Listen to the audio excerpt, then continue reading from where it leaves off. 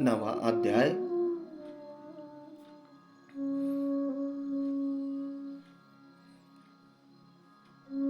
ब्रह्मा जी द्वारा भगवान की स्तुति।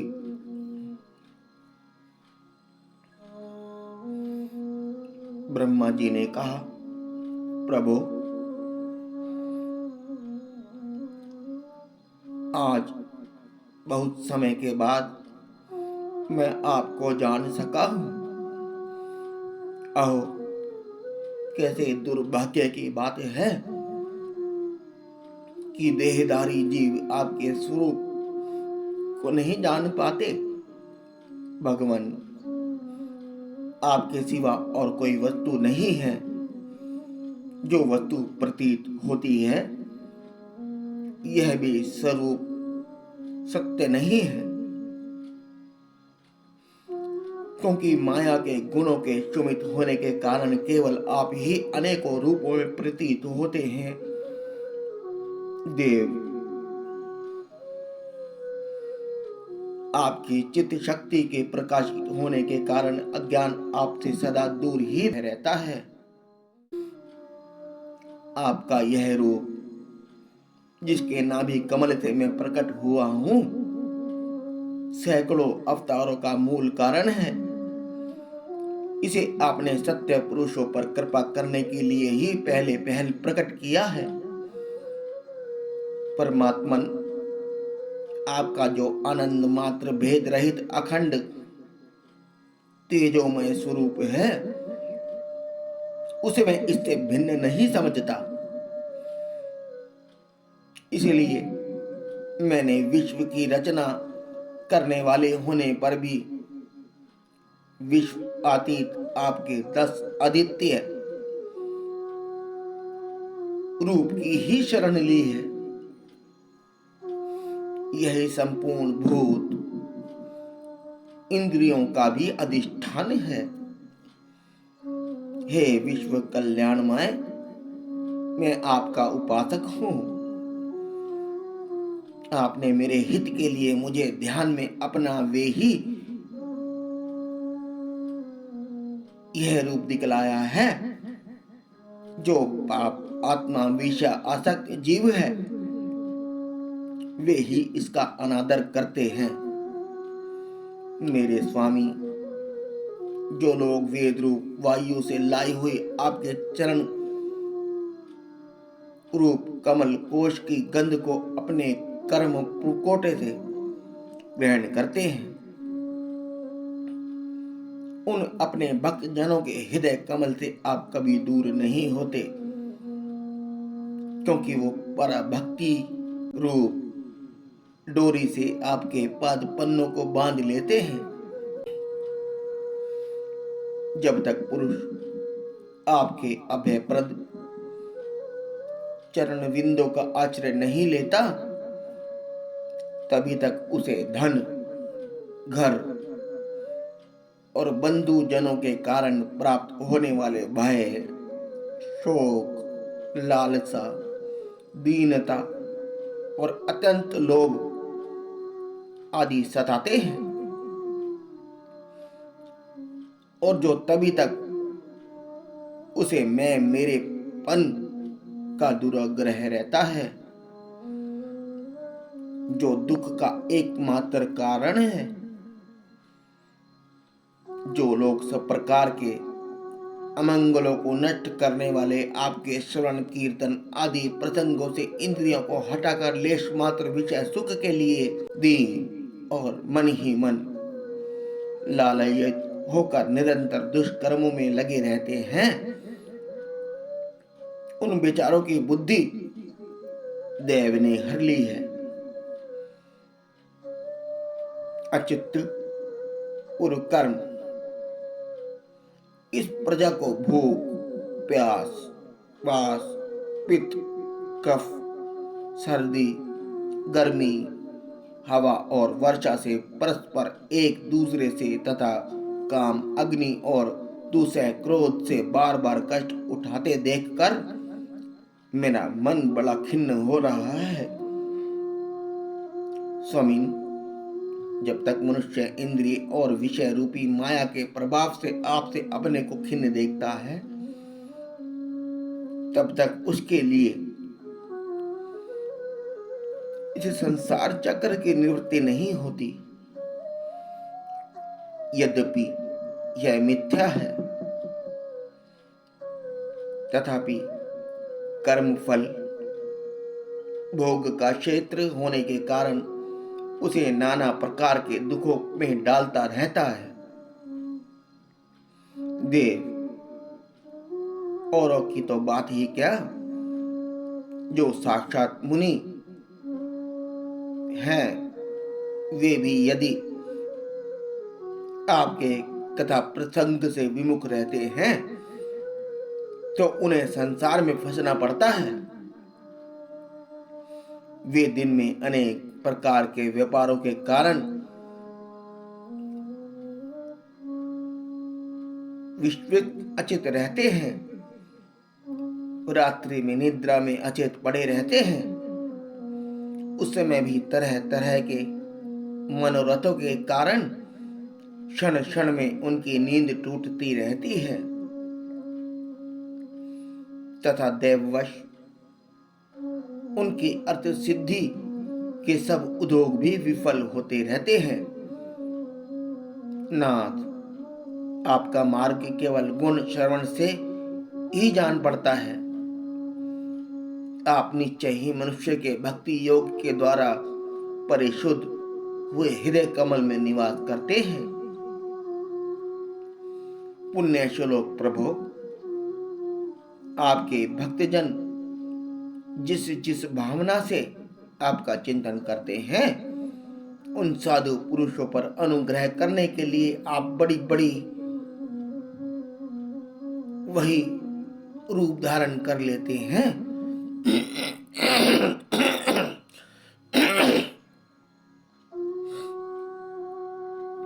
भगवान, आप एक हैं तथा संपूर्ण प्राणियों के अंतःकरणों में स्थित उनके परम हितकारी अंतर आत्मा है। इसीलिए यदि देवता लोग भी हृदय में तरह तरह की कामनाएं रखकर भांति भांति की विपुल सामग्रियों से आपका पूजन करते हैं, तो उससे आप उतने प्रसन्न नहीं होते जितने सब प्राणियों पर दया करने से होते हैं। किंतु वह सर्वभूत दया असत्य पुरुषों को अत्यंत दुर्लभ है। जो कर्म आपको अर्पण कर दिया जाता है, उसका कभी नाश नहीं होता, वह अक्षय हो जाता है। अतः नाना प्रकार के कर्म, यज्ञ, दान, कठिन तपस्या और व्रत आदि के द्वारा आपकी प्रसन्नता प्राप्त करना ही मनुष्य का सबसे बड़ा कर्म फल है। क्योंकि आपकी प्रसन्नता होने पर ऐसा कौन फल है जो सुलभ नहीं हो सकता। आप सर्वदा अपने स्वरूप में प्रकाश से ही प्राणियों के भेद ब्रह्म रूप अंधकार का नाश करते रहते हैं तथा ज्ञान के अधिष्ठान साक्षात परम पुरुष हैं। मैं आपको नमस्कार करता हूँ। संसार की उत्पत्ति, स्थिति और संहार के निमित्त से जो माया की लीला होती है, वह आपका ही खेल है। अतः आप परमेश्वरों के मैं बार बार नमस्कार करता हूँ। जो लोग प्राण त्याग करते समय आपके अवतार, गुण और कर्मों को सूचित करने वाले देवकी नंदन जनार्दन, कंस निकंदन आदि नामों का विवश होकर भी उच्चारण करते हैं, वे अनेकों जन्मों के पापों से तत्काल छूटकर माया आदि आवरणों से रहित ब्रह्म पद प्राप्त करते हैं। आप नित्य अजन्मा हैं। मैं आपकी शरण लेता हूँ भगवान। इस विश्व वृक्ष के रूप में आप ही विराजमान हैं।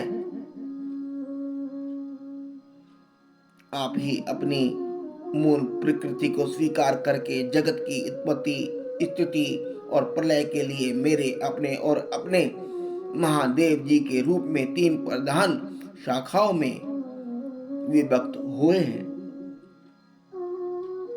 और फिर प्रजापति एवं मनु आदि शाखा प्रशाखाओं में रूप में फैलकर बहुत विस्तृत हो गए हैं। मैं आपको नमस्कार करता हूं भगवान। आपने अपनी आराधना को ही लोगों के लिए कल्याणकारी स्वरधम बताया है, किंतु वे इस ओर से उदासीन रहकर सर्वदा विपरीत निषिद्ध कर्मों में ही लगे रहते हैं। ऐसी प्रमाद की अवस्था में पड़े हुए इन जीवों के जीवन आशाओं को जो सदा सावधान रहकर बड़ी शीघ्रता से काटता है,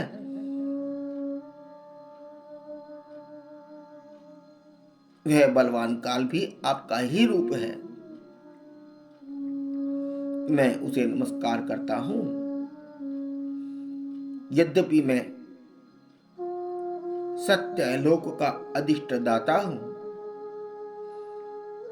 जो परार्थ प्रत्यंत रहने वाला और समस्त लोकों का वंदनीय है, तो भी आपके उस काल रूप से डरता रहता हूं।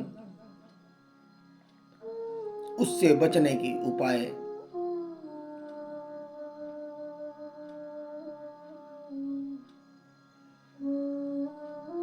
और अपने आप को प्राप्त करने के लिए ही मैंने बहुत समय तक तपस्या की है।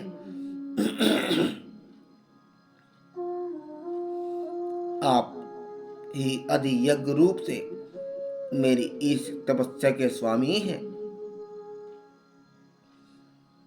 मैं आपको नमस्कार करता हूं।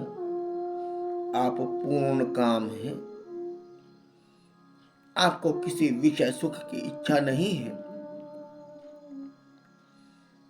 तो भी आपने अपनी बनाई हुई धर्म मर्यादा की रक्षा के लिए पशु, पक्षी, मनुष्य और देवता आदि जीवन योनियों में अपनी ही इच्छा से शरीर धारण कर अनेकों लीलाएं की हैं। ऐसे आप पुरुषोत्तम भगवान को मेरा नमस्कार है। प्रभु, आप अविद्या, अस्मिता, राग, द्वेष और अभिनिवेश पांचों में से किसी के भी अधीन नहीं है। तथापि इस समय जो सारे संसार को अपने उदर में लीन कर भयंकर तरंगमालाओं से विशुद्ध प्रलयकालीन जल में अनंत विग्रह की कोमल शैया पर शयन कर रहे हैं, वह पूर्व कल्प की कर्म परंपरा से शर्मित हुए जीवों को विश्राम देने के लिए ही है। आपके नाभि कमल रूप से भवन से मेरा जन्म हुआ है। यह संपूर्ण विश्व आपके उदर में समाया हुआ है। आपकी कृपा से ही मैं त्रिलोकी की रचना रूप उपकार में प्रवृत्त हुआ हूं। इस समय योग निद्रा का अंत हो जाने के कारण आपके नेत्र कमल विकसित हो रहे हैं। आपको मेरा नमस्कार है। आप संपूर्ण जगत के एकमात्र सुहद और आत्मा है तथा शरणागतों पर कृपा करने वाले हैं। अतः अपने जिस ज्ञान और ऐश्वर्य से आप विश्व को आनंदित करते हैं, उसी से मेरी बुद्धि भी युक्त करें, जिससे मैं पूर्व कल्प के समान इस समय भी जगत की रचना कर सकूं। आप भक्त वांछित कल्पतरु हैं। अपनी शक्ति लक्ष्मी जी के सहित अनेकों गुना अवतार लेकर आप जो जो अद्भुत कर्म करेंगे, मेरा यह जगत की रचना करने की उद्यम भी उन्हीं में से एक ही है। अतः इसे रचते समय आप मेरे चित्त को प्रेरित करें, शक्ति प्रदान करें, जिससे मैं सृष्टि रचनाएं विषयक अभिमान रूप मल से दूर रह सकूं। प्रभु, इस प्रलयकालीन जल में शयन करते हुए आप अनंत शक्ति परम पुरुष के नाभि कमल से मेरा प्रादुर्भाव हुआ है और मैं हूं भी आपकी ही विज्ञान शक्ति। अतः इस जगत के विचित्र रूप का विस्तार करते समय आपकी कृपा से मेरी वेद रूप वाणी का उच्चारण लुप्त ना हो।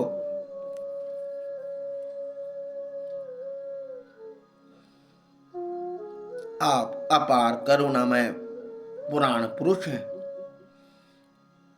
आप परम प्रेममयी मुस्कान के सहित अपने नेत्र कमल से लिए और शेष शैया से उठकर विश्व के उद्भव के लिए अपनी सुमधुर वाणी से मेरा विषाद दूर कीजिए। श्री मैत्री जी कहते हैं, विदुर जी, इस प्रकार तप, विद्या और समाधि के द्वारा अपने उत्पत्ति स्थान श्री भगवान को देखकर तथा अपने मन और वाणी की शक्ति के अनुसार उनकी स्तुति कर ब्रह्मा जी थके से होकर मौन हो गए। श्री मधुसूदन भगवान ने देखा कि ब्रह्मा जी इस प्रलय जल राशि से बहुत घबराए हुए हैं तथा लोक रचना के विषय में कोई निश्चित विचार न होने के कारण उनका चित्त बहुत खिन्न है। तब उनके अभिप्राय को जानकर वे अपनी गंभीर वाणी से उनका खेद शांत करते हुए कहने लगे। श्री भगवान ने कहा, वेद गर्भ, तुम विषाद के वशीभूत हो, आलस्य ना करो, सृष्टि रचना के उद्यम में तत्पर हो जाओ। तुम मुझसे जो कुछ चाहते हो उसे तो मैं पहले ही कर चुका हूं। तुम एक बार फिर तप करो और भागवत ज्ञान का अनुष्ठान करो। उनके द्वारा तुम सब लोगों को स्पष्टतया अपने अंतःकरण में देखोगे। फिर भक्ति युक्त और समाहित चित्त होकर तुम संपूर्ण लोक और अपने में मुझको व्याप्त देखोगे तथा मुझ में संपूर्ण लोक और अपने आप को देखोगे। जिस समय काष्ठ में व्याप्त अग्नि के समान समस्त भूतों के मुझे में ही स्थित देखता है, उस समय वह अपने अज्ञान रूप मल से मुक्त हो जाता है। जब वह अपने को भूत, इंद्रियां, गुण और अंतःकरण से रहित तथा स्वरूपतः मुझसे अभिन्न देखता है, तब मोक्ष व प्राप्त कर लेता है।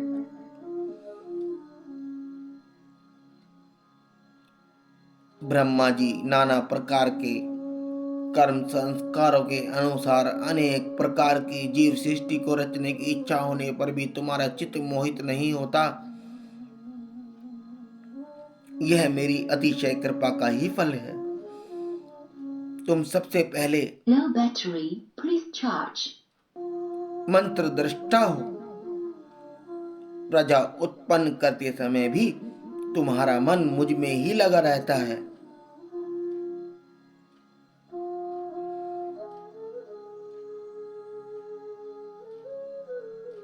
इसी से पापमय रजोगुण तुमको बांध नहीं पाता। तुम मुझे भूत, No battery, please charge. इंद्रिय, गुण और अंतःकरण से सहित समझते हो। इससे जान पड़ता है कि यद्यपि देहधारी जीवों को मेरा ज्ञान होना बहुत कठिन है, तथापि तुमने मुझे जान लिया है। मेरा आश्रय कोई है या नहीं, इस संदेह से तुम कमल नाल के द्वारा जल में No battery, उसका मूल please खोज charge. रहे थे। सो मैंने तुम्हें अपना यह स्वरूप अंतःकरण में ही दिखलाया है। प्यारे ब्रह्मा जी, तुमने जो मेरी कथाओं के वैभव से युक्त मेरी स्तुति की है और तपस्या में जो तुम्हारी निष्ठा है, वह भी मेरी ही कृपा का फल है। लोक रचना की इच्छा से तुमने सगुण No battery, प्रतीत please होने charge. पर भी जो निर्गुण रूप से मेरा वर्णन करते हुए स्तुति की है, उससे मैं बहुत प्रसन्न हूं। तुम्हारा कल्याण हो। मैं समस्त कामनाओं और मनोरथों को पूर्ण करने में समर्थ हूं। जो पुरुष नित्य प्रति इस स्तोत्र द्वारा स्तुति करके मेरा भजन करेगा, No battery, उस पर मैं please शीघ्र ही charge. प्रसन्न हो जाऊंगा। तत्ववेत्ताओं का मत है कि पूर्त, तप, यज्ञ, दान, योग, समाधि आदि साधनों से प्राप्त होने वाला जो परम कल्याणमय फल है, वह मेरी प्रसन्नता ही है। विधाता मैं आत्माओं का भी आत्मा No और battery, स्त्री पुत्र please आदित्यों का charge. प्रियों का भी प्रिय हूं। देह आदि भी मेरे ही लिए प्रिय है, अतः मुझसे ही प्रेम करना चाहिए। ब्रह्मा जी, त्रिलोकी को तथा जो प्रजा इस समय मुझ में लीन है, उसे तुम पूर्व कल्प के समान मुझसे उत्पन्न हुए अपने No सर्वदेवमय battery, रूप please में स्वयं ही charge. रचो। श्री मैत्री जी कहते हैं, प्रकृति और पुरुष के स्वामी कमलनाथ भगवान सृष्टिकर्ता ब्रह्मा जी को इस प्रकार जगत की अभिव्यक्ति करवाकर अपने उस नारायण रूप में अदृश्य हो गए। ये तो कल करना पड़ेगा।